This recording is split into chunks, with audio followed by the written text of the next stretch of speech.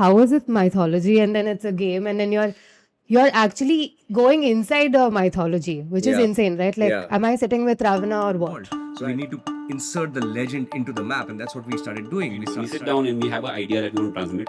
We don't necessarily pick the medium first. Started kind of putting clues in there, Easter eggs in there of names, characters, character dynamics that make you go like, this is what's going on in the real world.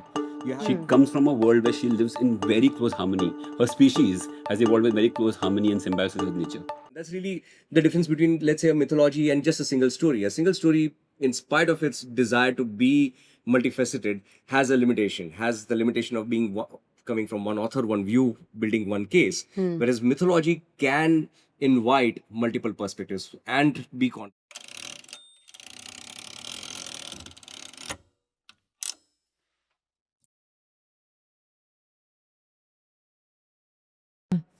So the whole point was, I don't see this like just a game.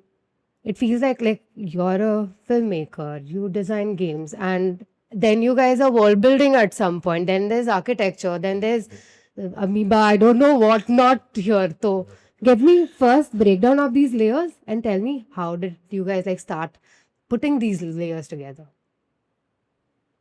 Okay,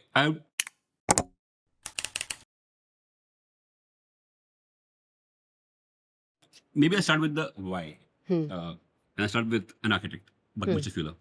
Have you read Operation Manual for Spaceship Earth? No. So in Operation Manual for Spaceship Earth, Fuller says, talks about how do you steer a ship? How do you move a big ship? Do you push it? No. An idiot would push the ship to steer it. A smart person knows the steering wheel. A smarter person knows that at the end of the steering wheel is a rudder. At the end of the rudder is a small piece of metal, no bigger than the palm of your hand, called a trim tab. If you want to move the ship, be the trim tab. Move the trim tab, the ship moves. What? And that got us questioning, what is the trim tab of human civilization? The defining layer between lower order species, higher order species, and humans is the layer that came into being very recently, called the mimetic layer, or more correctly, culture. That is what changes, that the ability to pass on non-biological data from generation to generation is what sets us apart from everything else. And that is what will either lead to us meeting our ambitions, seeing our dreams, making sure everyone is fed and fulfilled, or absolute chaos. So if we want to steer the ship into a more positive direction, the trim tab of the ship is human culture. Oof. And you're telling the human culture is then defined by all the layers which you're talking How about. do we consume human culture? We consume human culture by stories. Okay. See, consumption's fine. Yes. Culture's fine. What is informing this culture? So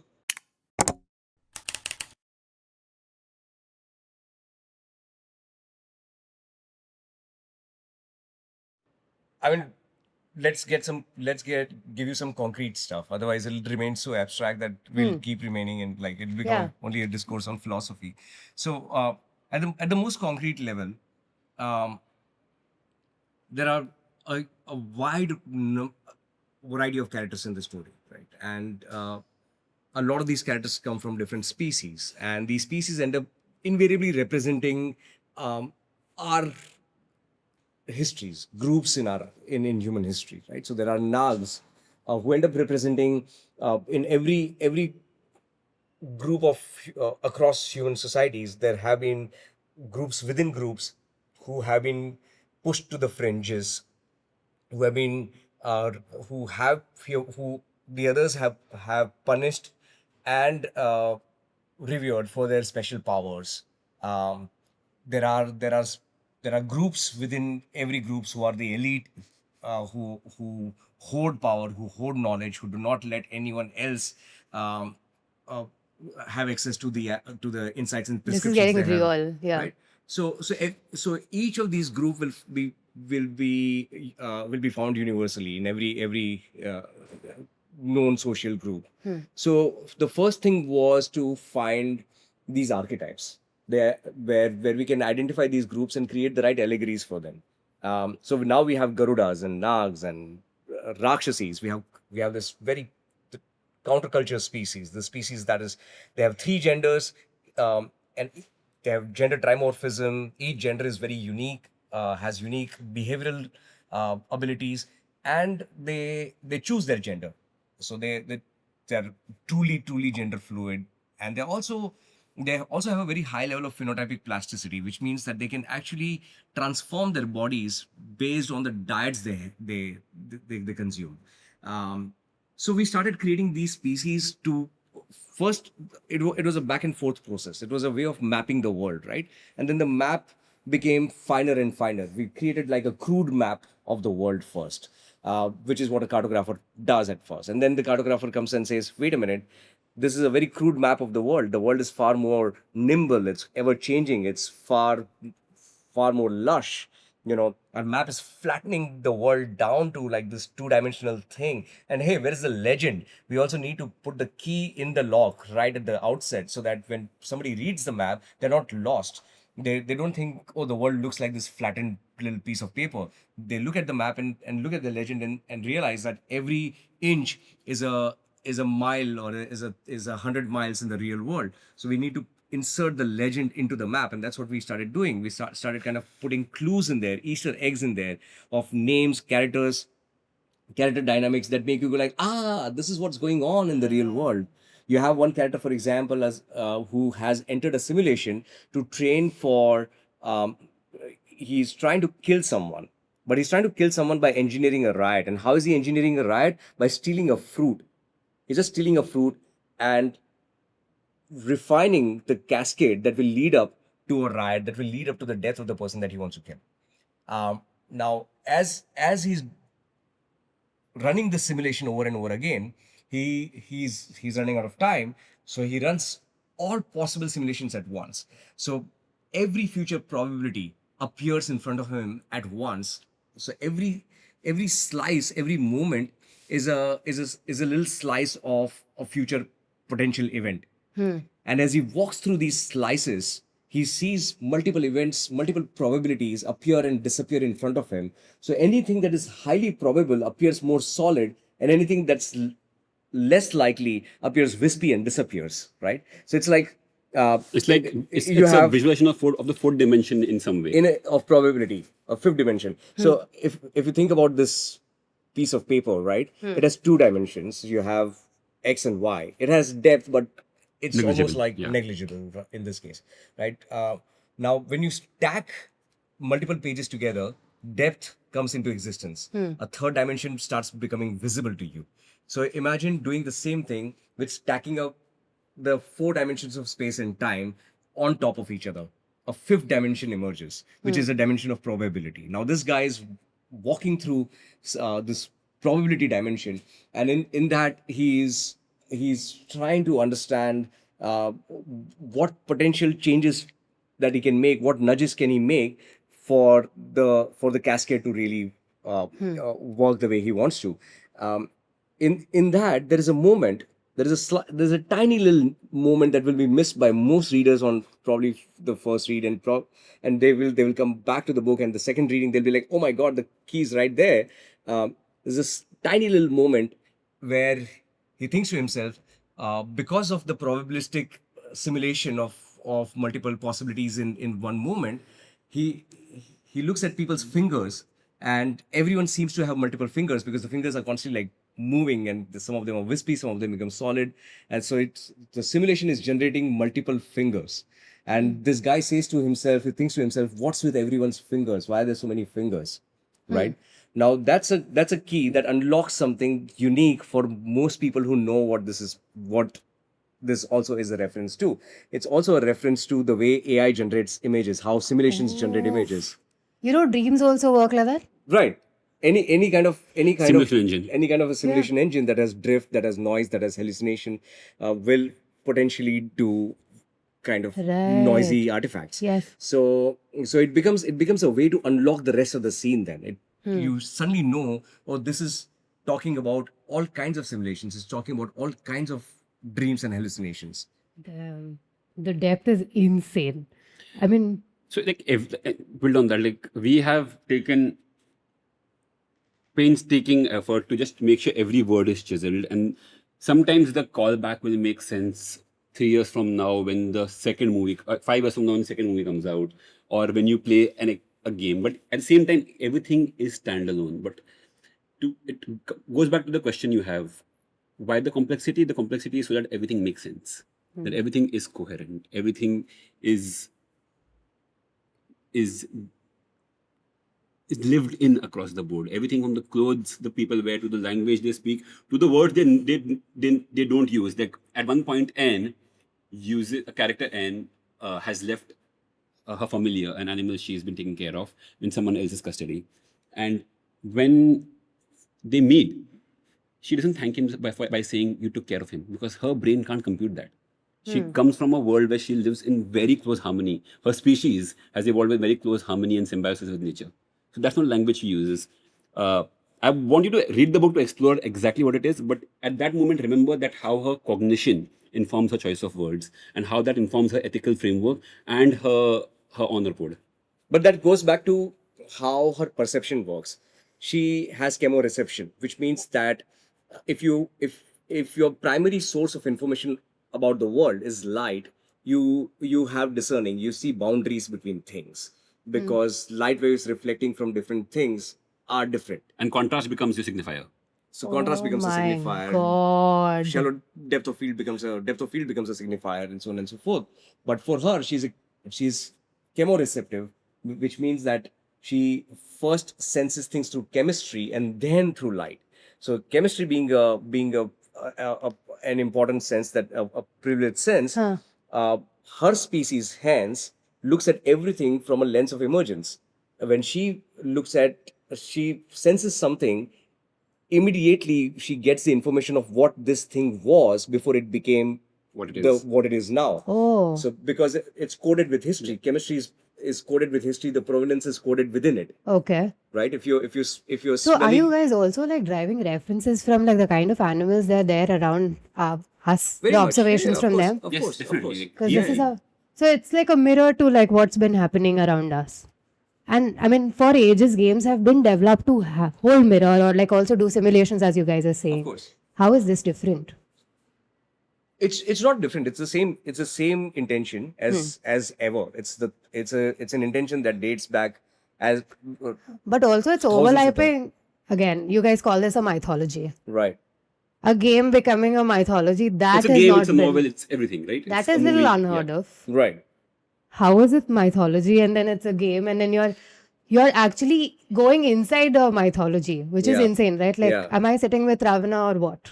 Right. Like, Exactly. what's happening? It's higher fidelity it's different fidelities of experience and different kinds of experiences. Some things I can be didactic about. Some things I can tell you, this is how the world works. Thou shalt not kill. But some things I want you to experience. I want you to make that choice yourselves, because then when you come out, it's not a second-hand experience, it's a first-hand experience. I did this and hence this happened. Had I done this, this would have happened. Let me try it. Is this your take on like taking out the dogma from like mythologies, saying before this, and we were talking about this on the call before, कि when all these mythologies were written, right now everybody's like, okay, ऐसा किया राम ने because of this and that's about it, over, done. But the moment you're in a simulation, and that's why our stories were also written in a certain way. The character building, the character arc was huge. Ravana was a pandit. And then he came and he has done something, and then you have to choose, is he bad or a good person? But then right now, because you've been telling these stories so many times, somewhere they have become concrete in a way. So that's Does- that the interesting question there is, mythologies calcify into policy. Mythologies calcify into convictions, right? And there is a good reason for that, because mythologies are intended to calcify into policy and convictions. There is no purpose of mythology but to inspire and inform beliefs and hence behaviors. Now the question is, do they come with an expiry date? Do they come with a knowledge that they ought to be constantly updated and constantly transformed? The beauty of mythologies of this part of the world has always been that there is no singular canon. It's the one of the greatest philosophical contributions that have emerged from this part of the world to the world, that can be a major contribution to the world, and not many people talk about or have heard about probably in the West, is Anekantavad. It's the insistence that truth is multifaceted. That that just by the virtue of a perspective, by the virtue of where we are sitting in which position we are sitting in, we're looking at different things. You're looking at the back of this mic. I'm looking at the front of this mic. Now we can go to war about it. We can be extremely convinced about what the shape of this mic is, and I can be very convinced about the perception that my brain has received, and I can fight with you about what it looks like, and you can fight with me, but we can bring our convictions together and build a synthesis. We can bring our convictions that have been developed in silos of different sides of the mic and synthesize them into and he can bring in his, and together if we synthesize them we'll start being able to see the shape of the mic, which is what mythologies in this part of the world have always offered. There is a long and wonderful and glorious tradition of Ramayana being different for every region. Yeah. There being a completely different Jain Ramayana, there being a completely different Ramayana in the south, there being completely different. Oh, okay. Okay. Yeah, we can do this one. Sure, this one. Yeah. Yeah. So the beauty of mythology, and we aspire this to be a mythology. We can't say that this is mythology yet because mythology, Time will tell. yeah, one of the guiding, one of the demands of mythology is that it should become ritual. It should become belief and behavior. It should become something that people participate with and ritualize as a way of their lives. So we can only hope that this is potentially useful. This is sufficiently meaningful for a large number of people to kind of embrace it as a way of participating with meaning in their life, participating with ideas in their life. Somehow, when you say it like this, it kind of makes sense that the next generation of mythologies would be games like where you could actually put yourself inside of it and see, like as you're saying, watch this mic from all the sides. Right, Now, right. let's do it Right. as a simulation. Which is what it's always been. It's just that we didn't have the tool of fidelity for it. Correct. But all stories are essentially simulated games where you are intended to the author is intending for you to immerse in it and see it from different perspectives. And that's really the difference between, let's say, a mythology and just a single story. A single story, in spite of its desire to be multifaceted, has the limitation of being coming from one author, one view, building one case. Whereas mythology can invite multiple perspectives and be contradictory. You can have completely contradictory philosophies coexisting simultaneously in a myth that you would not be able to do in a single story. And for that to happen, you have multiple entry points. For example, in Maya, the game is not is not a gamification of the story in the novel. In fact, the game has almost nothing to do with the novel. The game has its own story. The way we have designed the larger surface area of this myth is the hero of the game is potentially the villain in the graphic novel. The backdrop in the graphic novel is the mainstay of the novel. The character in the novel is probably the hero in the feature film, but a passing character in the feature film is probably what an entire series is built around. So you get different perspectives, and you look at the same events from their perspectives. And when the villain of one story becomes the hero in the other, you realize, wait a minute, that person was a villain only when seen from the lens of that particular hero. When we change the lens, the same events, the exact same events, have a completely different moral reading. 100%. Yeah. We've been thinking in long term for far too long, honestly. Okay. कि 10 साल से 5 साल से तो ये puzzle बन रहा है. हाँ. And there's no instant gratification. So at this point, any gratification is welcome because it's like something to give us that one sliver of fuel to go in the extra day. Oh my God. And With you guys have long-term been doing this for gratification 10 years? 10 years. Maya for 5 years. Maya for 5 years and 10 years in building the infrastructure.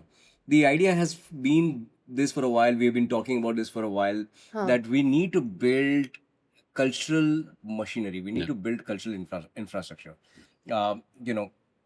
India produces 2,500 films roughly. The rest of the world produces 2,500 films.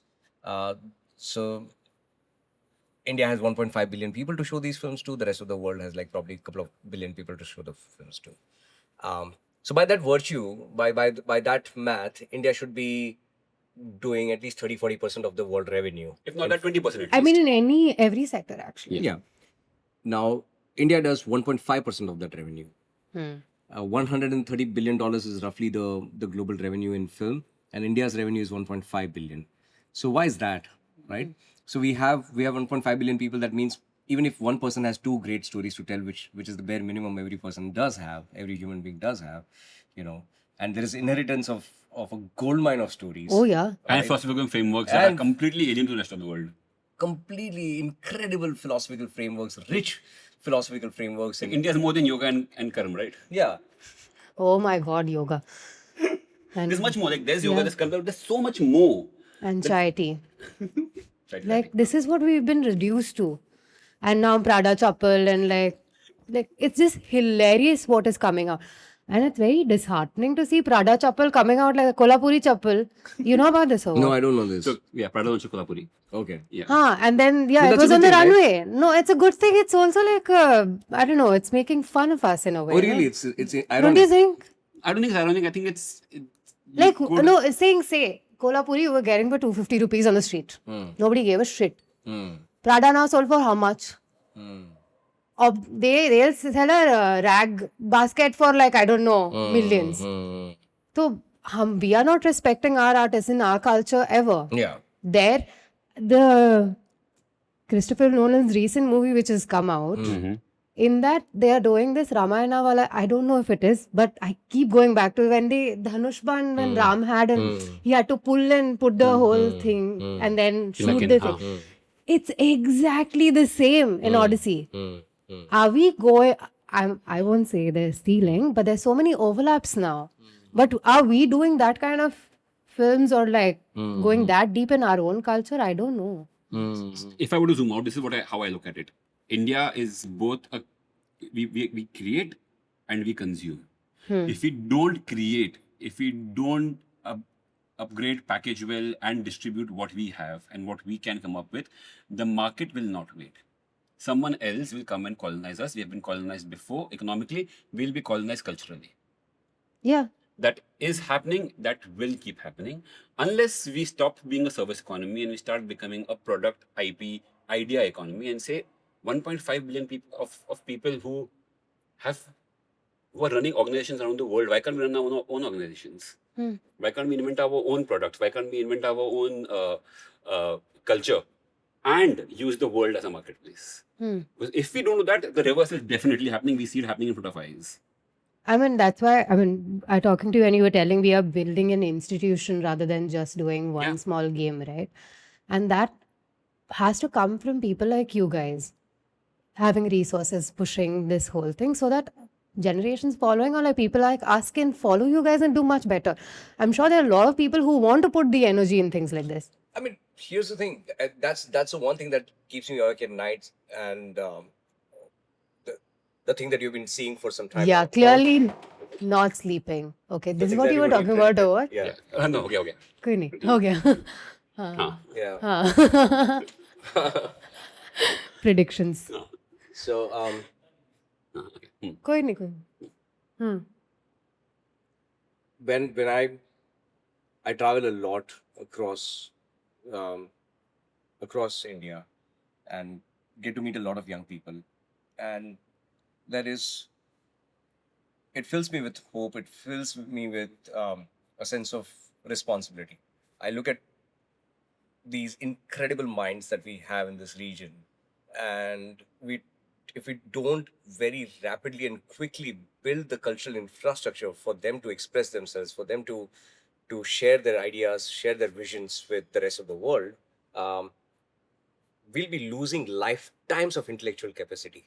So for me, for me, Zain, and everyone who works here, the one thing that really inspires us, excites us, is the opportunity to create that infrastructure, is to create the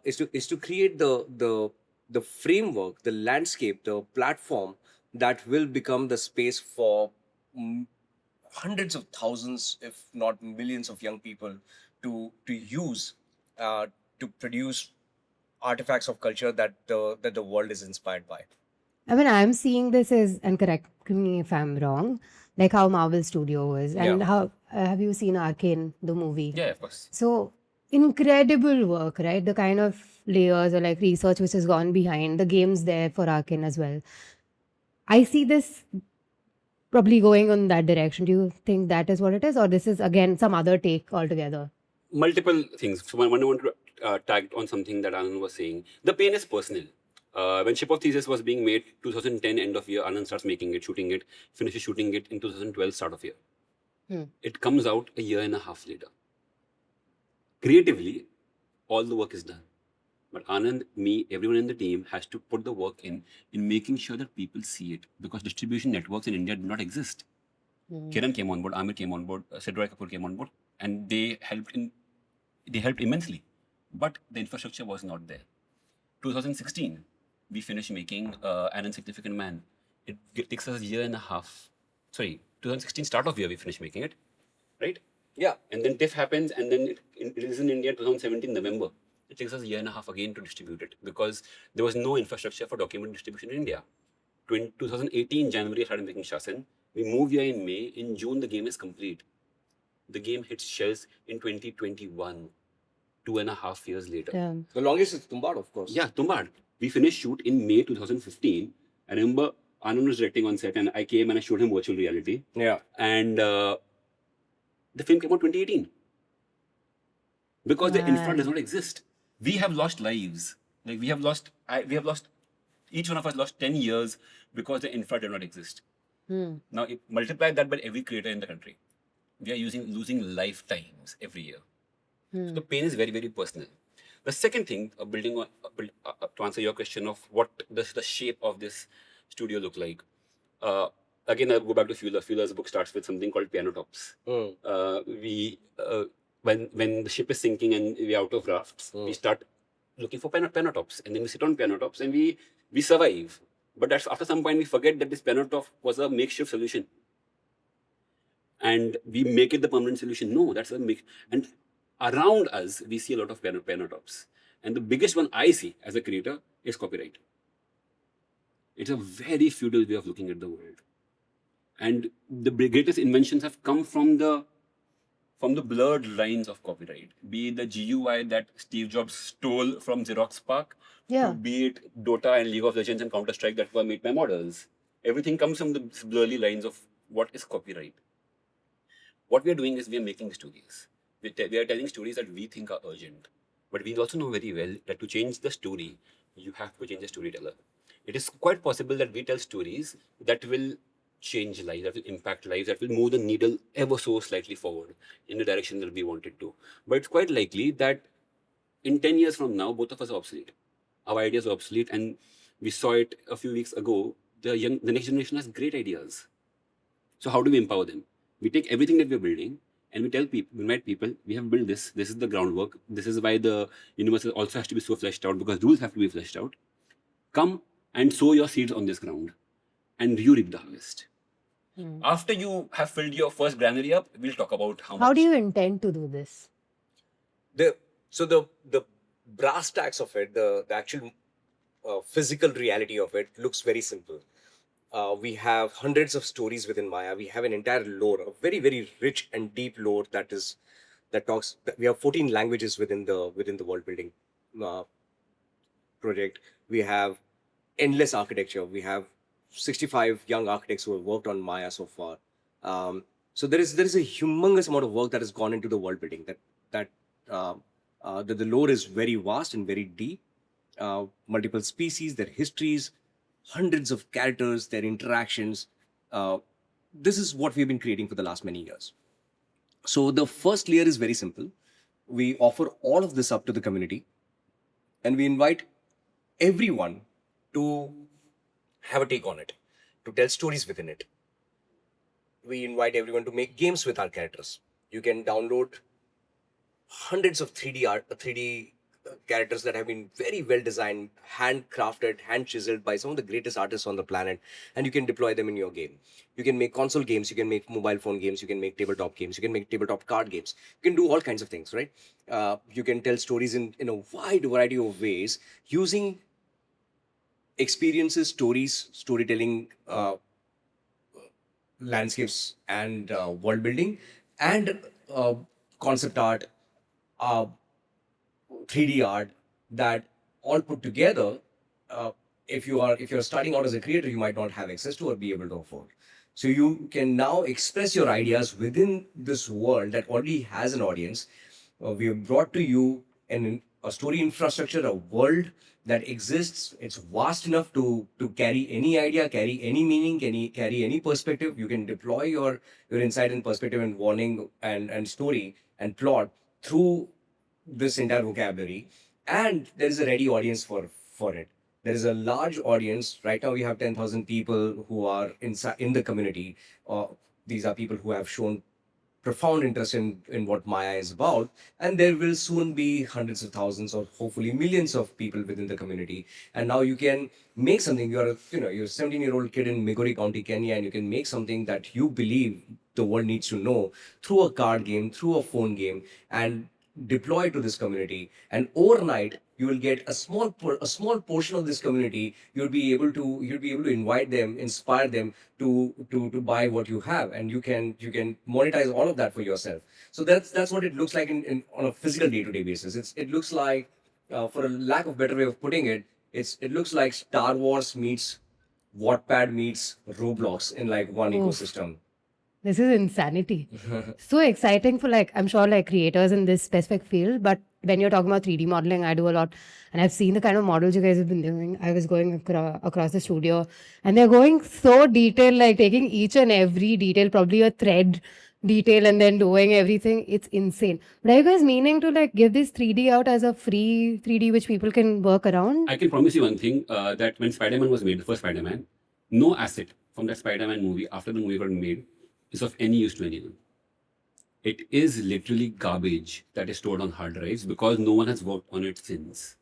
Is that the fate that we want for our assets now?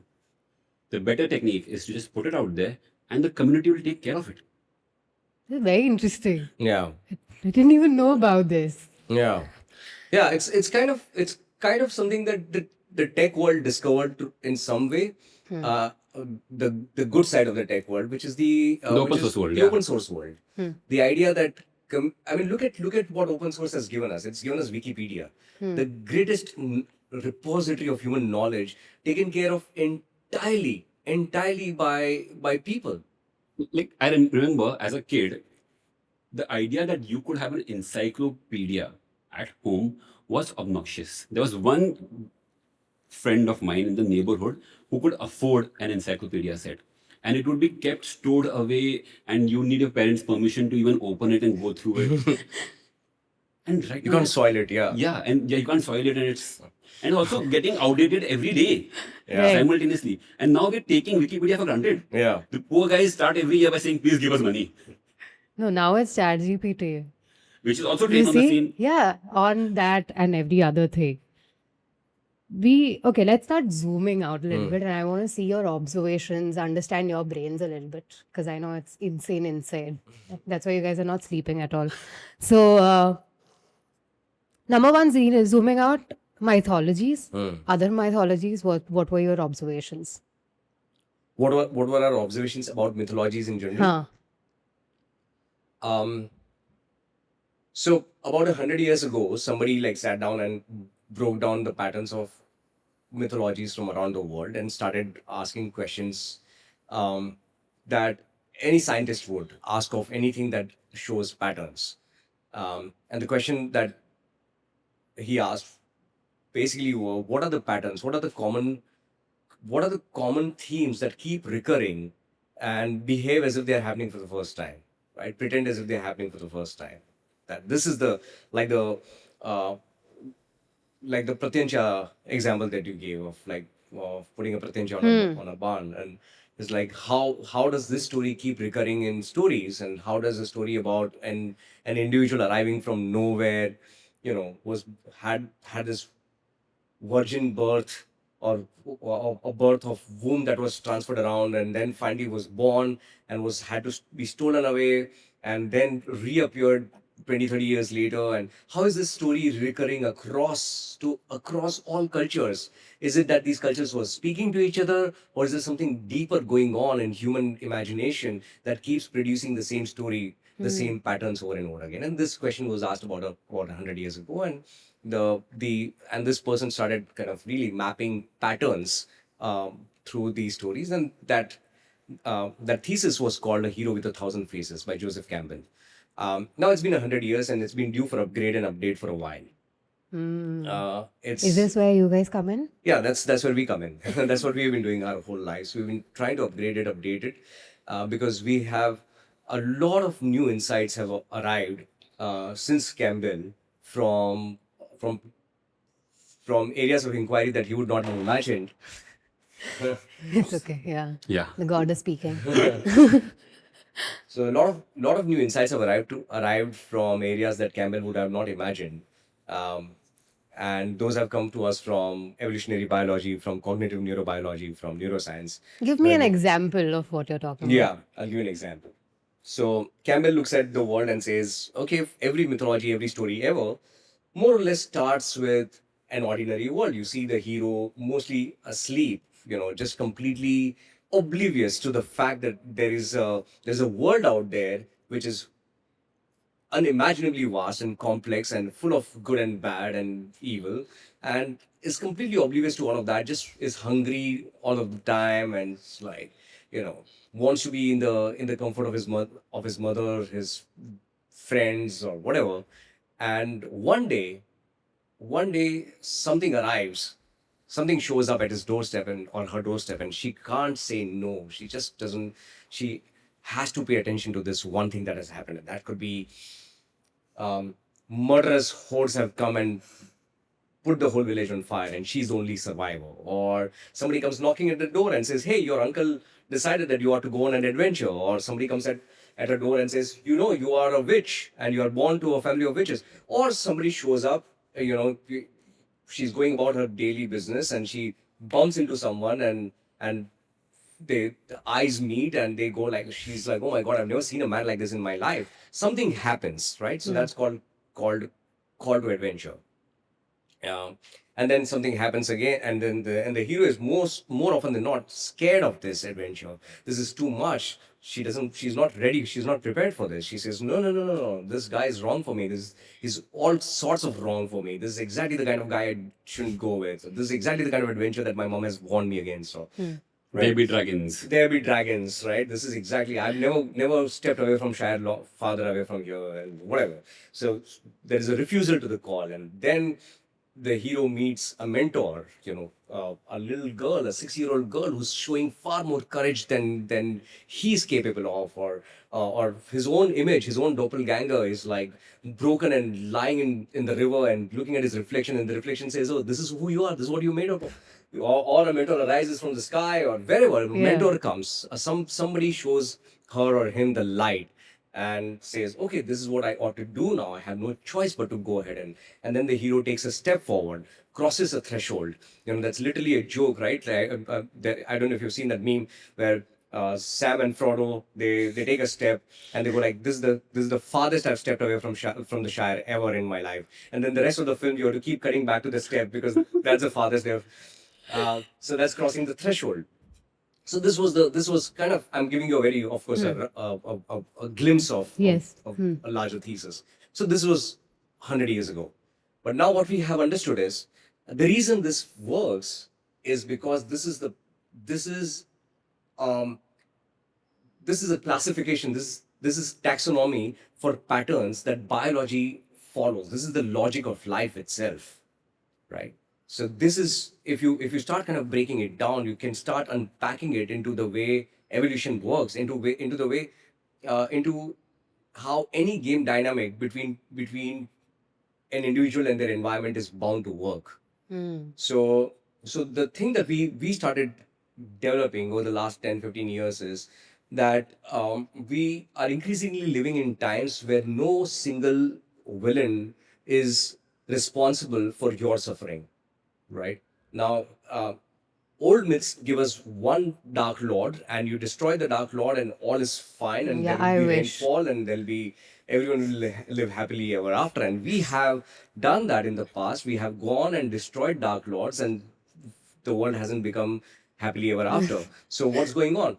What's really going on is systems recruit Dark Lords. Niches, vacancies produce people who fill them. Dark Lords emerge Dark Lords emerge as a consequence of intersections between of bad systems. And how do you tell a story like that? Because that suddenly sounds like an academic class now. Or you can, there is something very intuitive, because all of us lived in small groups.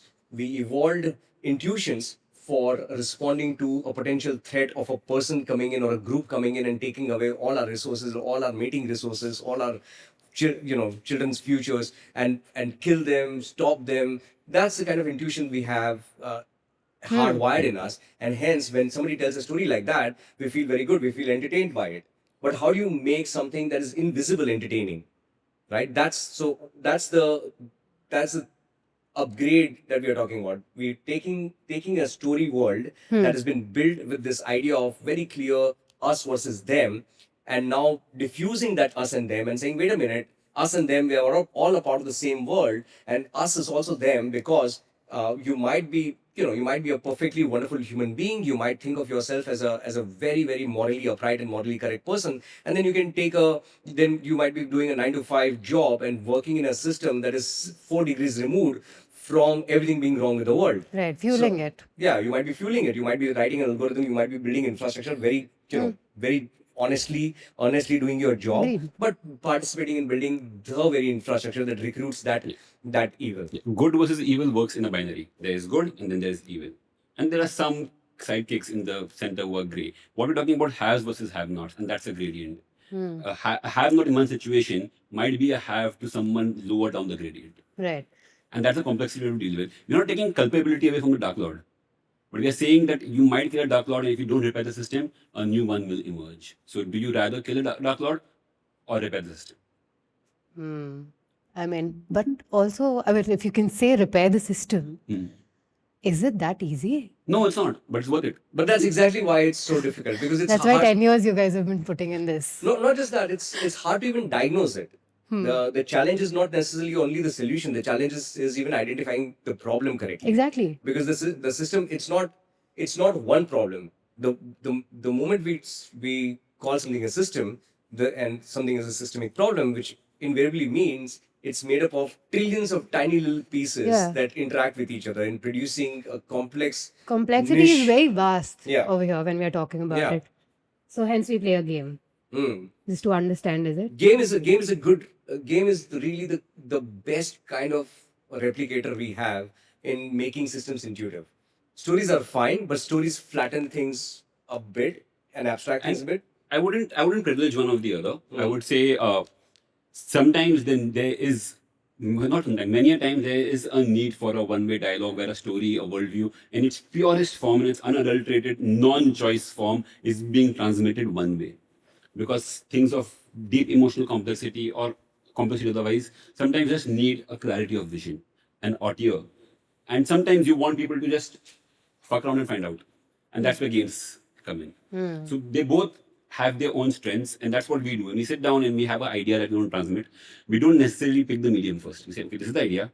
Maybe this is a graphic novel. Maybe this one's a game, and maybe that one's a film. The form is a function of what we want to say, not the other way around. But somehow you guys are telling the same story through all of them. Like the core remains the same.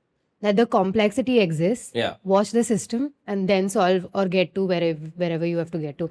But I see SHASN also being very similar to this. Yeah. Right? Do you call SHASN being the prototype of what we wanted Almost to make? definitely, yeah. Ship of Theseus, Tumbbad, An Insignificant Man, SHASN, Azadi, everything that we have done so far, everything that our friends have worked with us on so far, were all prototypes. You will see germs of every idea.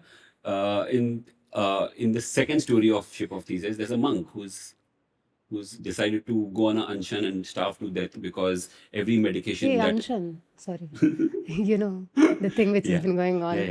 and Sorry. has to starve to death simply because every medication that will cure his ailment has been tested on animals, and he's dedicated his entire life to fight animal testing. And he decides that the only way out is to starve himself to death. And then Charvak's character, which is played by Vinay Shukla, comes and talks to him about cordyceps unilaterals and how a fungus can hijack an ant's brain and make it commit suicide. So you see the germs of that in Ship of Theseus. You see germs of choice and decision making in Ship of Theseus. You see it in Tumbbad. You see it in SHASN. You see the germs of what we're talking about, copyleft or open source, all of that. So everything was leading up to Maya, you're saying? Yes. Yeah. Everything was a prototype. Everything was Most definitely. yes.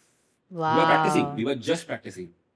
Because Man, this is if the that work was practice, then I'm not sure what's going to come out of this. Did you know Ship of Theseus? The footage, not the film, the footage, 34 hours of footage is out there for anyone to make their own film. No idea. Wow. That we were prototyping back then. Guys, I mean, I don't even know what to say if that was prototype. And I know because, see, I'll be very clear, I have not played SHASN, but my friends have, and they've been fans. They were like, yesterday we were playing Ludo. Let's just go back to that. And I was like, hey, so is Ludo better or SHASN? And they're like, no, 4 hours I'll sit there and understand this game, and then I'll manipulate people, and that's more fun. I was like, okay. Complexity can be fun, yes. Right? Because I think that at the core, we are very complex creature. We are meant to do these things. We have been doing these things and it has been passed down to us. Right? We are breaking and we love stories through like all these complexities. I feel like that's just culmination of all of that now.